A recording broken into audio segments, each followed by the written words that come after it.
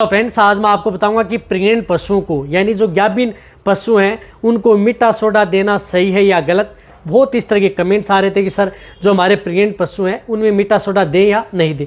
तो आज की वीडियो के अंदर मैं शॉर्ट में बताऊंगा कि यदि आपका पशु प्रेग्नेंट है तो कौन सी स्टेज में आप देंगे तो फ़ायदा कर सकता है और कौन सी स्टेज में है यदि आप उस स्थिति में यदि आप अपने पशु में यदि मीठा सोडा सोडियम बाइकार्बोनेट यदि पशु में उपयोग कर रहे हैं तो वहाँ पर स्थिति में आपके पशु में नुकसान कर सकता है। वीडियो छोटी बनाई गई है। चैनल पर नया है तो पहले चैनल को सब्सक्राइब कर लें, साथ में बेल आइकन ऑल वाला ऑप्शन दे। आपको पता है कि चैनल पर सही सटीक और साइंटिफिक मेथड से आपको जानकारी दी जाती है।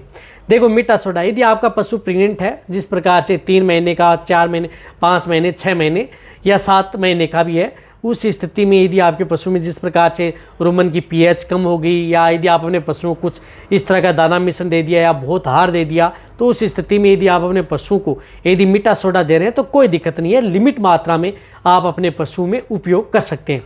कहने का मतलब है कि लिमिट मात्रा का मतलब है कि यदि आप अपने पशु को जिस प्रकार से 2 से 4 दिन दे रहे हैं तो 20 से 50 ग्राम दे सकते हैं। यदि आपको कोई इस तरह की डिजीज़ हो गई जिस प्रकार से एसिडोसिस है या अदर कोई रुमन की पीएच बहुत डाउन हो गई, तो उस स्थिति में आपका वेटरनरी जिस प्रकार से 100 ग्राम एक साथ दिला रहा है वह मेडिसिन के तौर पर दिलाता है, तो उस स्थिति में भी कोई नुकसान आपके पशु में नहीं करता है। उस स्थिति में आप अपने पशु को मीठा सोडा दे सकते हैं, यानी खाने का सोडा आप अपने पशु को दे सकते हैं। लेकिन प्रेग्नेंट पशु हैं, उस स्थिति में यदि आप लंबे समय तक यदि आप अपने पशुओं को यदि मीठा सोडा देते हैं तो वहाँ पर आपके पशु में नुकसान करता है।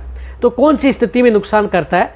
जब यदि आपके पशु में ब्याने का 20 दिन बच्चा है या 1 महीना बच्चा है, 1 महीना 20 दिन यदि आप अपने पशुओं में ब्याने का बच्चा है यानी बच्चा देने वाला है, डिलीवरी होने वाली है 20 दिन या 1 महीना बाद, उस स्थिति में यदि आप अपने पशु को जिस प्रकार से आप कुछ इस तरह के मल्टीविटामिन्स मिनरल्स जो आप अपने पशु को देते हैं, जिस प्रकार से अडर का विकास करने के लिए, लेवटी का विकास करने के लिए, पशु की ग्रोथ वजन बढ़ाने में कुछ इस तरह की मैक्रो एलिमेंट जिस प्रकार से बहुत इस तरह की दवा देते हैं, बायोटिन्स देते हैं, विटामिन्स देते हैं, तो उस स्थिति में आप अपने पशु को मीठा सोडा भूल कर भी नहीं देना चाहिए।